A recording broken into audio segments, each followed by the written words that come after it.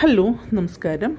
Story മീഡിയയിലേക്ക് എല്ലാവർക്കും സ്വാഗതം. അപ്പോൾ നമുക്ക് ഇന്നത്തെ പത്രമാറ്റിൻ്റെ കഥ നോക്കാം കേട്ടോ. ഇന്നിപ്പോൾ 10/8/25 കഥയാണ്. അപ്പോൾ കഥയിൽ എന്താണെന്ന് വെച്ച് കഴിഞ്ഞാൽ, കഥയിൽ എന്താ വെച്ചാൽ നമ്മൾ ജയനും ദേവയാനിയും കൂടെ സംസാരിക്കുന്നതാണ് കേട്ടോ. അപ്പോൾ ജയൻ പറയാണ്, അവർ ദേവയാനി പറയാണ്, ജയേട്ടാ അവർ ഈ വേണുവിൻ്റെ ഫാമിലി മഹാമോശമാണല്ലേ, അവർ ശരിക്കും കടത്തിൽ മുങ്ങി നിൽക്കുകയാണല്ലേ എന്നൊക്കെ ചോദിക്കുക.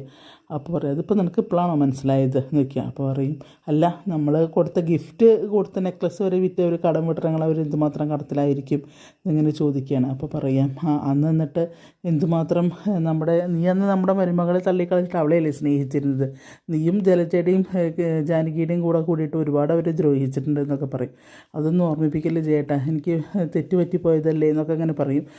അവസാനം മരുമകൾ കരൾ തന്നപ്പോഴാണ് നിനക്ക് വിശ്വാസമായത് എന്നൊക്കെ അങ്ങനെ ജയൻ പറയുന്നുണ്ട് ദേവയാനിയോട്. ദേവയാനിക്കിട്ട് ചെറിയൊരു കുത്തു കൊടുക്കുമ്പോൾ തന്നെ ജയൻ സംസാരിക്കുന്നതും.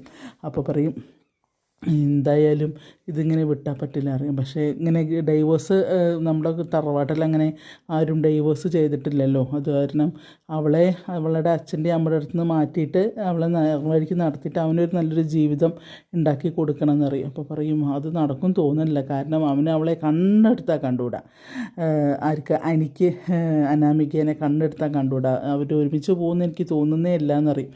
അപ്പോൾ അങ്ങനെ ഇനിയിപ്പോൾ മാറ്റി അവളെ എടുത്താലും അത് എത്ര നാൾ പോകുന്ന ആർക്കറിയാം എന്നൊക്കെ പറയാണ് കേട്ടോ. എന്ത് ചെയ്യും, അവളെ വല്ലാത്തൊരു ഉരക്കുടുക്കിലായാലും അനുഭവപ്പെട്ടത് എന്നറിയും.